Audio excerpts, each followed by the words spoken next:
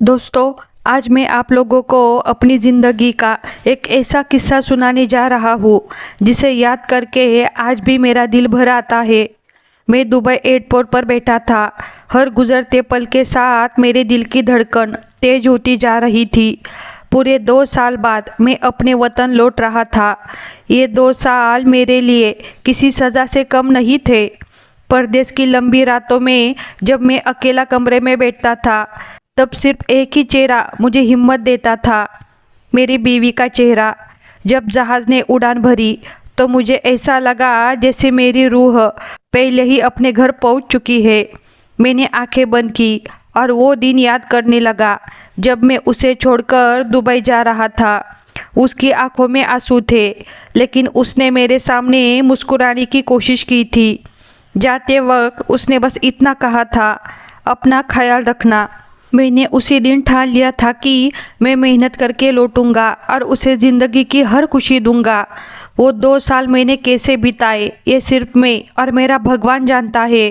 तपती धूप में घंटों काम करना, रात को थका हारा कमरे में लौटना, सूखी रोटी खाकर सो जाना, लेकिन इन सब तकलीफ़ों के पीछे एक ही सपना था, मेरा परिवार खुश रहे, मेरी बीवी आराम की ज़िंदगी जी सके। मैं उसके लिए बहुत सारे तोहफे लेकर आ रहा था। एक खूबसूरत सा जोड़ा, कुछ जेवर और छोटी छोटी चीज़ें जिन्हें खरीदने के लिए मैंने अपनी कई ख्वाहिशें दबा दी थी। पूरे सफ़र में मैं बस यही सोचता रहा कि जब मैं अचानक उसके सामने जाऊंगा तो उसके चेहरे पर कैसी खुशी होगी। शायद वो मुझे देखकर रो पड़ेगी, शायद कुछ बोल ही नहीं पाएगी। दुबई से जयपुर और फिर अपने शहर तक का सफ़र मुझे बहुत लंबा लग रहा था। टैक्सी में बैठा मैं रास्ते भर बाहर देखता रहा। जैसे ही मेरी गली का मोड़ आया, मेरा दिल ज़ोर ज़ोर से धड़कने लगा।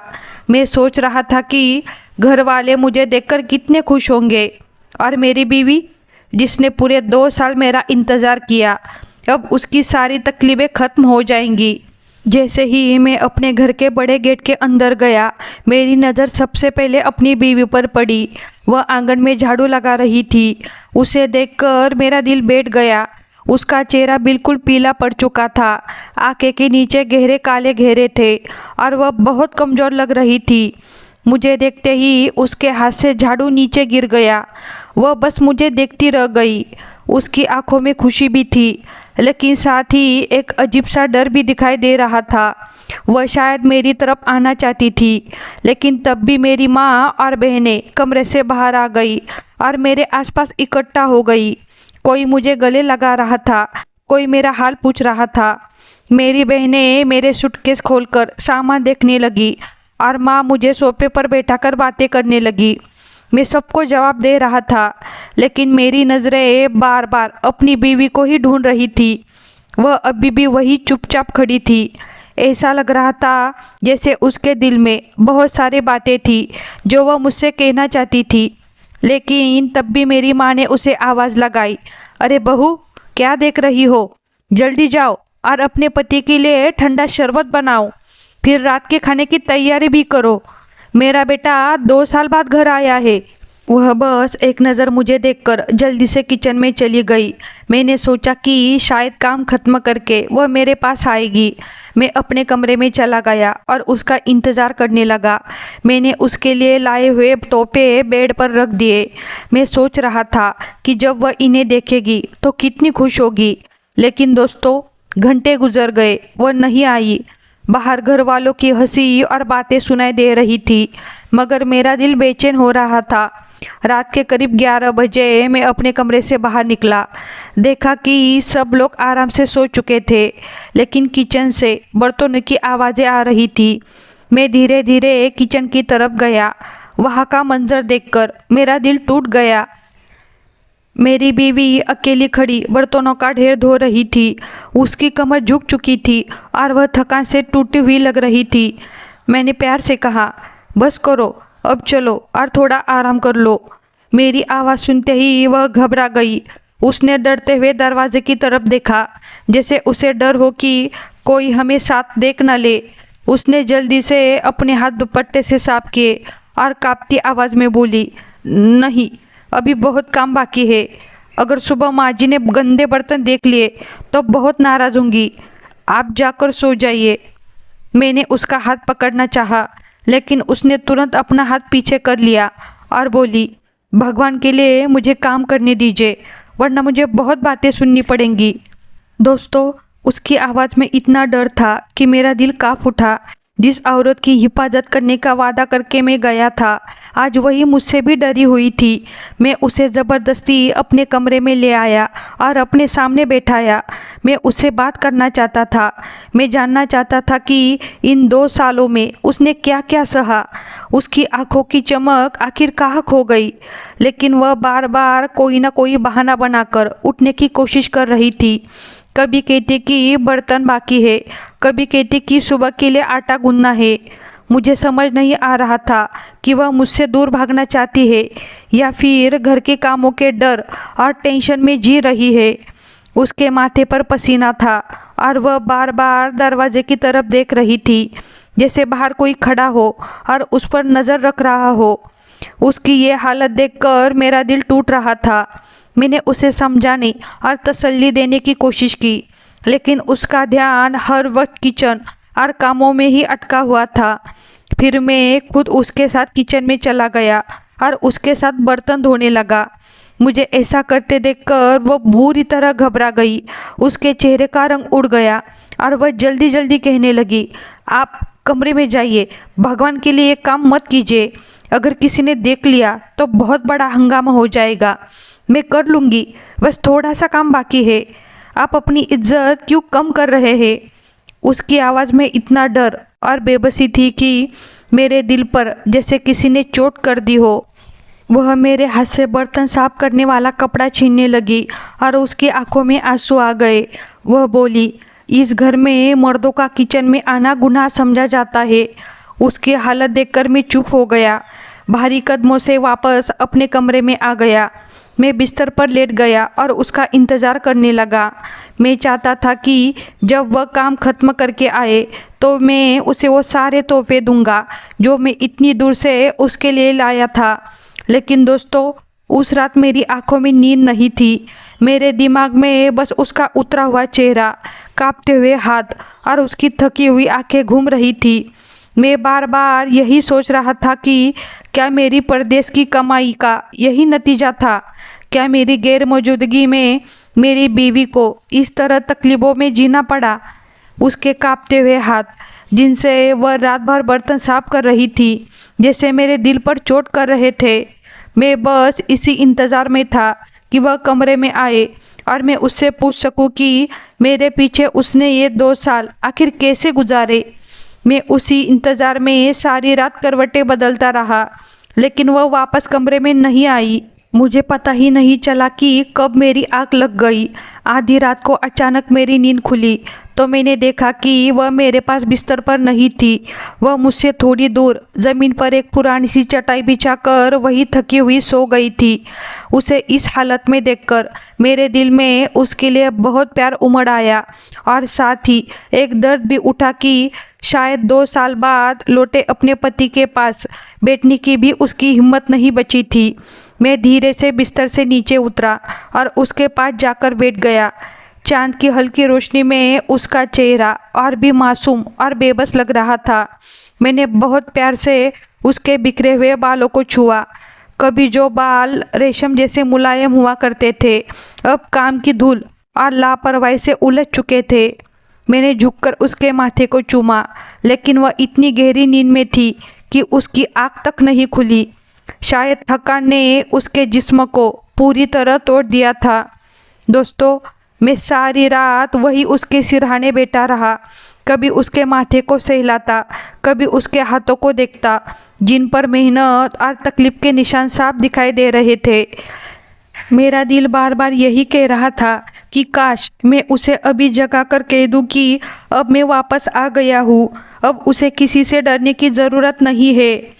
मैं प्यार से उसका हाथ सहलाता रहा और वह बेखबर सोती रही, जैसे उसे बरसों बाद सुकून की नींद मिली हो। वो रात मेरे लिए बहुत भारी थी। मुझे ऐसा लग रहा था जैसे मेरी मोहब्बत को अपनों के रवैयों ने अंदर से तोड़ दिया हो। उसी रात मैंने दिल में फैसला कर लिया कि अब मैं उसकी आंखों में ये थकान और डर कभी नहीं रहने दूंगा। सुबह जब मेरी आँख खुली तो वह फिर कमरे में नहीं थी। मैं तैयार होकर नाश्ते की टेबल पर पहुंचा तो देखा कि वह मुझसे पहले उठकर पूरे घर का काम संभाल चुकी थी।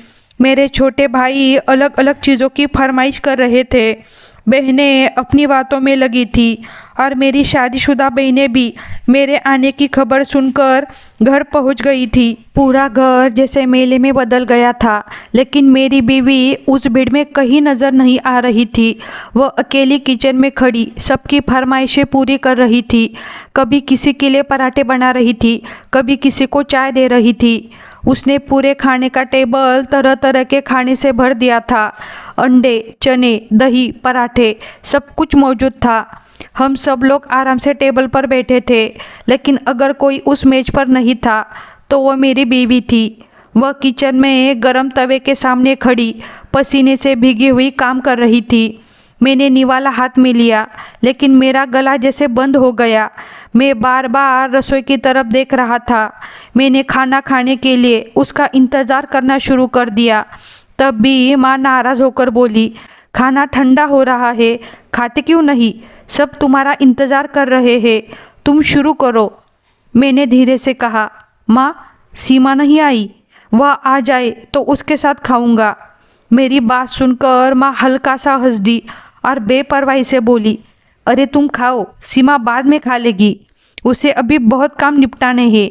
मेहमान आए हुए हैं, बर्तन पड़े हैं, सब काम खत्म करके फिर आराम से खाएगी, तुम चिंता मत करो। माँ का यह तरीका ऐसा था जैसे सीमा इस घर की सदस्य नहीं बल्कि कोई मशीन हो जिसे न भूख लगती हो और न ही थकान होती हो। मेरी बहनें भी हंसी मजाक में लगी हुई थी। किसी ने एक बार भी रसोई की तरफ मुड़कर नहीं देखा कि वहाँ कोई इंसान गर्मी में खड़ा होकर सबके लिए खाना बना रहा है। मैंने देखा वह एक कोने में खड़ी बर्तन के पास लगी हुई थी और उसकी नज़र एक पल के लिए खाने की मेज पर रखी उन रोटियों पर गई जिन्हें उसने खुद बनाया था, लेकिन अगले ही पल वह फिर काम में लग गई। यह देखकर मेरे सीने में जैसे आग सी लग गई। मैंने चुपचाप निवाला वापस प्लेट में रख दिया और कुर्सी पीछे खिसका कर उठ खड़ा हुआ, क्योंकि अब मेरे लिए वह खाना निगलना मुश्किल हो गया था। मुझे लग रहा था जैसे खाने के निवाले नहीं, कांटे गले में चुभ रहे हो। मुझे उठता देखकर माँ बोली, अरे बेटा, अभी तो तुमने खाना शुरू किया था, कहाँ जा रहे हो? मैंने बस इतना कहा, एक ज़रूरी फ़ोन करना है, और धीरे धीरे अपने कमरे में आया। लेकिन मेरा दिल कितना भारी था ये सिर्फ मैं ही जानता था। थोड़ी देर बाद माँ ने आवाज़ लगाई और बोली, अपना सामान लेकर आओ, मैं खुद देखूंगी कि मेरा बेटा क्या क्या लेकर आया है। मैं एक बड़ा सा सूटकेस उठाकर माँ के सामने ले आया। जैसे ही मैंने सूटकेस रखा, घर के सारे लोग उसके आसपास ऐसे जमा हो गए जैसे उसमें कोई खजाना रखा हो। माँ खुद बड़े उत्साह से सामान खोलने लगी और एक एक चीज़ निकालकर सबको दिखाने लगी। मैं चुपचाप एक कोने में खड़ा सब देख रहा था, लेकिन मेरी नज़र बार बार उस खास जोड़े पर जा रही थी जिसे मैंने बहुत प्यार से सीमा के लिए खरीदा था। वह बहुत सुंदर और महंगा कपड़ों का जोड़ा था जिस पर हाथ से खूबसूरत कढ़ाई की गई थी। जैसे ही वह जोड़ा बाहर निकला, मेरी शादीशुदा बहन की आंखें चमक उठी। उसने तुरंत वह जोड़ा उठा लिया और खुशी से अपने सीने से लगाकर बोली, वाह भाई, यह तो बहुत सुंदर है, यह मेरे लिए ही लाए हो ना? आपको पता था कि मुझे यही रंग पसंद है? उसकी बात सुनकर मैंने साफ शब्दों में कहा, नहीं, यह मैंने सीमा के लिए खरीदा है। मेरी यह बात सुनते ही मेरी बहन के चेहरे की सारी खुशी गायब हो गई। उसकी आंखों में आंसू आ गए। उसने गुस्से में वह जोड़ा बिस्तर पर फेंक दिया और रोते हुए बोली, अच्छा, तो अब विदेश जाकर आप बदल गए हो, अब बहन से ज़्यादा बीवी की चिंता होने लगी है। ये सुनकर माँ ने भी मुझे ऐसे देखा जैसे मैंने कोई बहुत बड़ी गलती कर दी हो। पूरे कमरे में अचानक सन्नाटा छा गया। मेरी बहन रोते हुए कहने लगी, अब भाई मेरे नहीं रहे। कुछ पल पहले तक जो माहौल खुशियों से भरा था वह अचानक तनाव में बदल गया। मुझे समझ नहीं आ रहा था कि अपनी मेहनत की कमाई से अपनी बीवी के लिए एक छोटा सा तोहफा लाना इस घर में इतना बड़ा गुनाह कैसे बन गया। तब भी माँ ने अपनी बेटी को रोता देखा तो वह तुरंत जोड़ा उठाकर फिर उसके हाथ में दे दिया और हंसते हुए बोली, अरे पागल मत बनो, तुम्हारा भाई तो मजाक कर रहा था। इतना महंगा जोड़ा भला सीमा कहाँ पहनेगी? उसे तो वैसे भी इन चीज़ों का ज़्यादा शौक नहीं है और फिर उसका रंग भी सांवला है। यह रंग तो तुम्हारे गोरे रंग पर ही अच्छा लगेगा, तुम ही इसे रखो। माँ ने सीमा के सांवले रंग की बात करते हुए वह सुंदर जोड़ा मेरी बहन को दे दिया और मैं एक बार फिर चुप होकर सब देखता रह गया। उस वक्त मुझे बहुत हैरानी हो रही थी क्योंकि इस घर में हर चीज़ पर पहले दूसरों का हक समझा जाता था और सीमा के हिस्से में हमेशा सिर्फ समझौते ही आते थे। मैंने नज़र उठाकर रसोई के दरवाजे की तरफ देखा। वह सीमा चुपचाप खड़ी घर का काम कर रही थी और साथ ही मेरे लाए हुए तोहफे को भी देख रही थी। उसके चेहरे पर एक पल के लिए गहरी उदासी दिखाई दी, जैसे उसे पहले से ही पता हो कि उसके लिए कुछ नहीं बचने वाला। लेकिन उसने कुछ नहीं कहा। उसने चुपचाप सिर झुका लिया और फिर से बर्तन साफ करने लगी। धीरे धीरे घर का सारा सामान सब लोगों में बांट दिया गया। किसी ने परफ्यूम ले लिया, किसी ने घड़ी और किसी ने महंगी चादरें, लेकिन सीमा के हिस्से में कुछ भी नहीं आया। उसके लिए सिर्फ खाली डिब्बे फर्श पर पड़े रह गए। मेरी चुप्पी देखकर माँ ने समझ लिया कि मुझे भी कोई परेशानी नहीं है। वह बेपरवाही से बोली, सीमा को बाद में बाजार से कुछ दिला देना, वैसे भी उसे इन चीज़ों का ज़्यादा शौक नहीं है। हर समय खुद को बेचारी बनाकर रखती है, जैसे हम उस पर बहुत जुल्म करते हो, जबकि हम तो इसे आराम करने को कहते हैं, लेकिन ये खुद ही रसोई से बाहर ही नहीं निकलती। माँ की हर बात मेरे दिल में तीर की तरह चुभ रही थी क्योंकि मैंने अपने आंखों से देखा था कि सीमा को आराम करने का मौका ही नहीं दिया जाता। तब भी सीमा ने भी माँ की बातें सुन ली। उसके हाथ एक पल के लिए रुक गए और उसका शरीर हल्का सा काँप उठा, जैसे वह अपने आंसू और दर्द छुपाने की कोशिश कर रही हो। उस समय मेरा दिल कर रहा था कि सबके सामने सच बोल दूं, लेकिन मैंने खुद को रोक लिया क्योंकि मैं देखना चाहता था कि इस घर में स्वार्थ की हद आखिर तक कहाँ जा सकती है।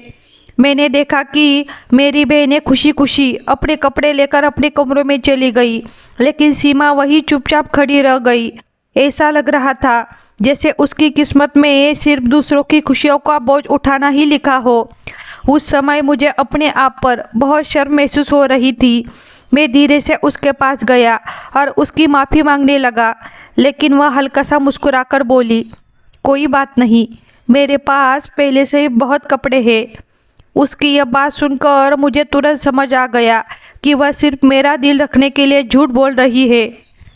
मैंने ध्यान से उसके कपड़ों की तरफ देखा। उसका जोड़ा अब पुराना और फीका पड़ चुका था। तब भी मुझे याद आया कि यही कपड़े मैं 2 साल पहले विदेश जाने से पहले उसके लिए लाया था। यानी वह आज तक उन्हीं पुराने कपड़ों में अपना गुजारा कर रही थी। मैंने धीरे से उससे पूछा, सीमा, माँ तुम्हें खर्च के पैसे तो देती है ना? क्योंकि मैं हर महीने तुम्हारे लिए अलग से पैसे भेजता था। मेरी बात सुनकर उसने हैरानी से मेरी तरफ देखा और फिर धीरे से सिर हिलाकर ना कह दिया।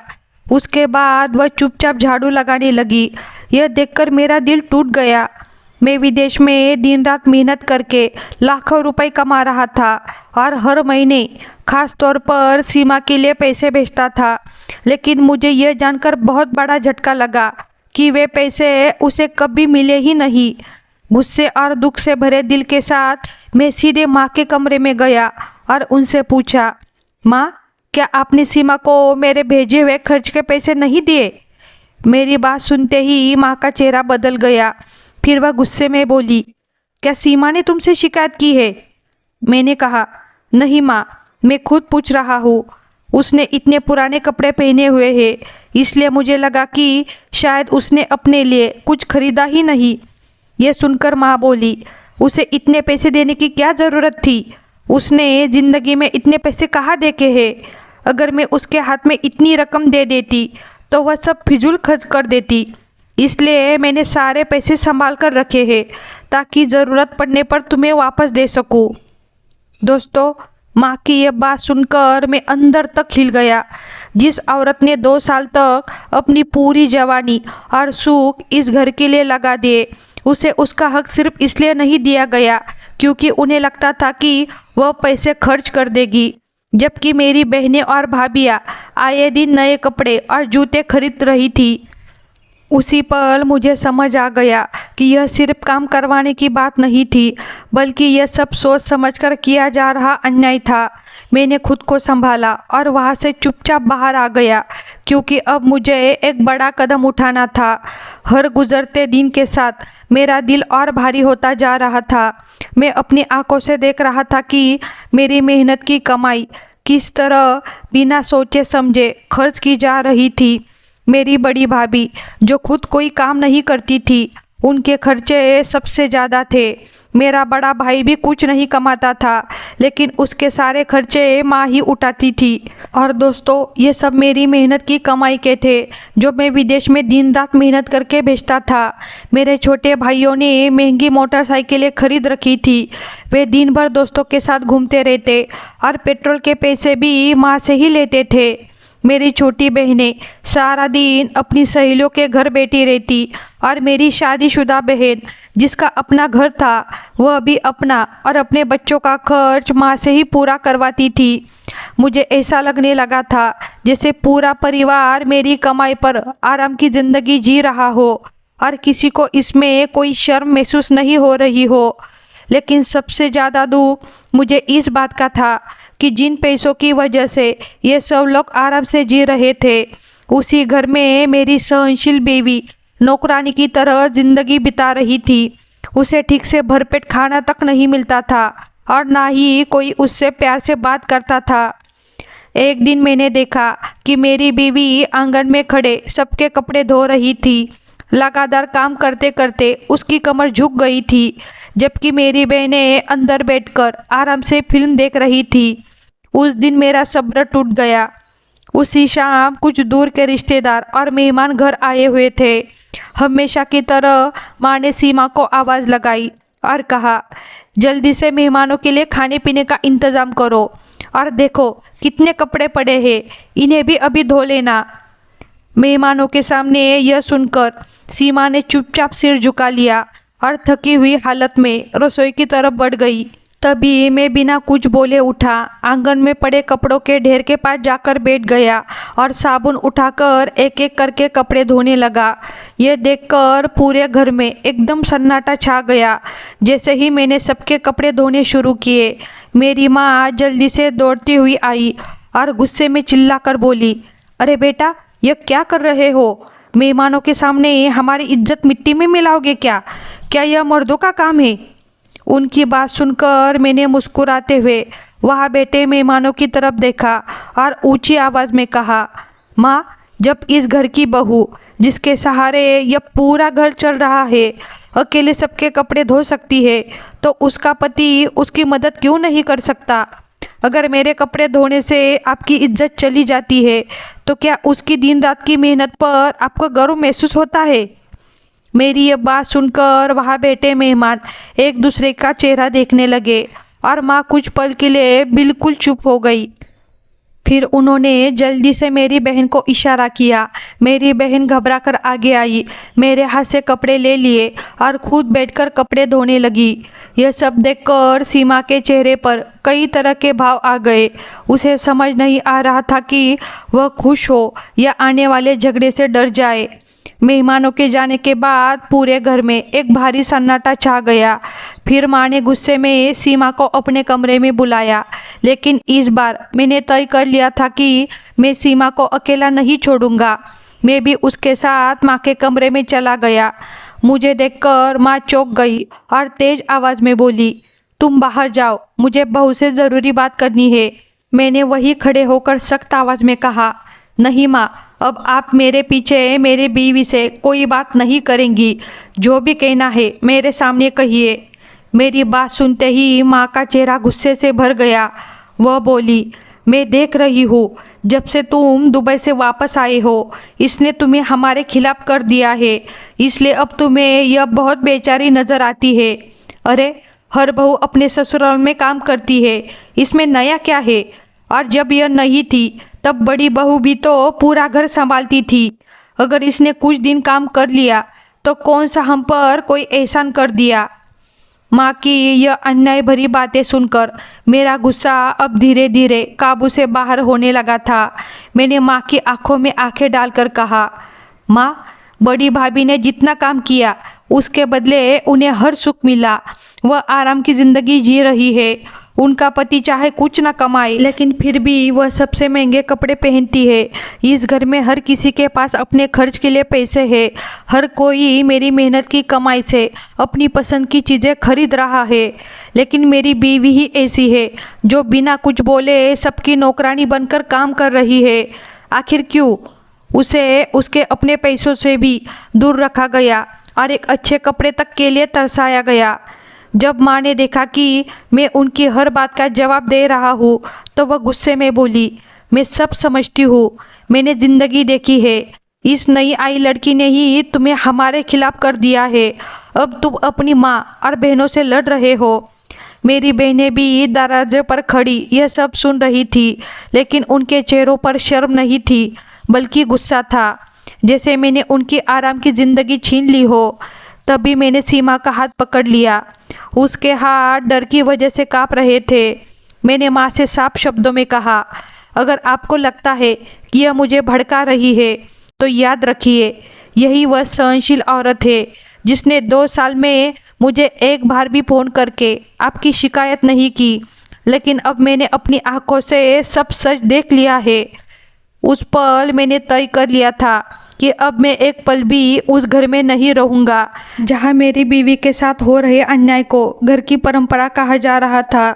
उसी समय मैंने सबके सामने अपनी बीवी का हाथ पकड़ा और उसे अपने कमरे में ले आया। मैंने मन ही मन फैसला कर लिया था कि अब मैं उसे दोबारा इन लोगों के बीच अकेला छोड़कर नहीं जाऊंगा। मैंने तुरंत उसका पासपोर्ट बनवाने और वीज़ा लगवाने की तैयारी शुरू कर दी। उस समय पूरे घर का माहौल ऐसा हो गया था जैसे कोई बहुत बड़ा दुख आ गया हो।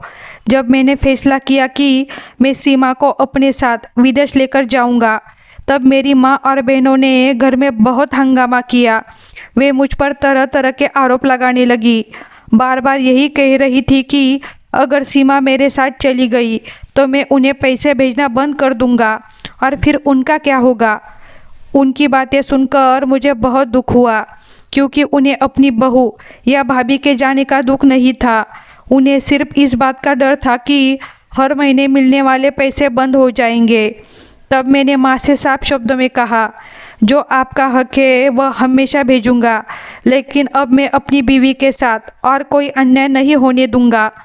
यह मेरी बीवी है और इसकी इज्जत और सुरक्षा करना मेरा सबसे पहला फर्ज है।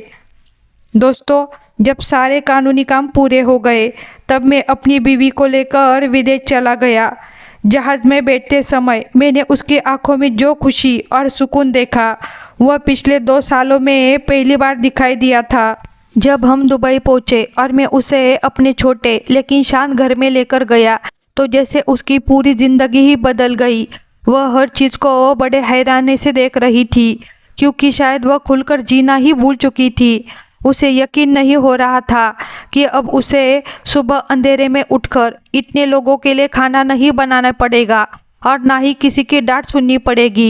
मैंने धीरे धीरे उसे फिर से ज़िंदगी की खुशियों से मिलवाया। मैंने उसके लिए नए कपड़े खरीदे और उसे वे सारी खुशियाँ देने की कोशिश की जिनसे वह इतने सालों तक दूर रही थी। एक शाम हम दोनों साथ बैठे थे। मैंने उसके हाथ अपने हाथों में लिए और उससे अपनी गलती की माफ़ी मांगी। मैंने कहा कि मुझे इन 2 सालों में उसकी तकलीफ़ों का बिल्कुल एहसास नहीं हो पाया और मैं उसे उन मुश्किल हालात में अकेला छोड़कर चला गया। मेरी बातें सुनते ही वह रोते हुए मेरे सीने से लग गई। उसने कहा कि वह हालात से मजबूर थी। उसके माँ बाप ने उसे हमेशा हर परिस्थिति में चुपचाप सब सहने और धैर्य रखने की सीख दी थी, इसलिए उसने कभी मुझसे कोई शिकायत नहीं की। उसे डर था कि अगर मुझे उसकी परेशानियों के बारे में पता चला तो मैं परदेश में और ज़्यादा परेशान हो जाऊंगा। उसकी बातें सुनकर मैं बस यही सोचता रहा कि भगवान ने इस औरत को कितना बड़ा दिल दिया है। आज मैं और सीमा परदेश में बहुत सुकून और खुशी की ज़िंदगी जी रहे हैं। मैं आज भी अपनी माँ को हर महीने उनके खर्च के पैसे भेजता हूँ, लेकिन अब मैंने अपने भाई, भाभी और शादीशुदा बहनों का खर्च उठाना बंद कर दिया है। हाँ, मेरी छोटी बहनों की पढ़ाई और शादी की जिम्मेदारी आज भी मेरी है और मैं उसे खुशी से निभाऊंगा। लेकिन अब मेरे भाइयों को अपनी जिम्मेदारियाँ खुद समझनी होगी, क्योंकि दोस्तों मैंने अब यह सीख लिया है कि दूसरों का घर बसाने के लिए अपनी ही ज़िंदगी बर्बाद कर देना कोई समझदारी नहीं होती। आज मेरे घर में सुकून है और मेरे बीवी के चेहरे पर वह मुस्कान फिर से लौट आई है जो 2 साल पहले कहीं खो गई थी। दोस्तों, इस कहानी से हमें ये सीख मिलती है कि रिश्ते सिर्फ जिम्मेदारियों से नहीं बल्कि सम्मान और प्यार से निभाए जाते हैं। कभी कभी इंसान अपने परिवार की खुशियों के लिए इतना कुछ सहता रहता है कि उसे खुद ही तकलीफों का एहसास ही नहीं होता। लेकिन जिस घर में इज्जत और अपनापन ना मिले वहाँ सिर्फ समझौते रिश्तों को बचा नहीं सकते। एक पत्नी सिर्फ घर का काम करने वाली औरत नहीं होती, वह उस इंसान की जिंदगी का सबसे खूबसूरत सहारा होती है जो उसके लिए पूरी दुनिया से लड़ सकता है। और सच तो यह है दोस्तों, अपनों का दिया हुआ दर्द अक्सर सबसे ज़्यादा तकलीफ देता है। अगर इस कहानी ने आपके दिल को छुआ हो तो वीडियो को लाइक ज़रूर करें और कमेंट करके बताइए कि अगर आप उस युवक की जगह होते तो क्या फैसला लेते। ऐसे ही दिल को छू लेने वाली और सच्ची और भावुक कहानियाँ सुनने के लिए हमारे चैनल को ज़रूर सब्सक्राइब करें। मिलते हैं एक नई और कहानी के साथ। तब तक के लिए अपना और अपने परिवार का ख्याल रखिए। धन्यवाद।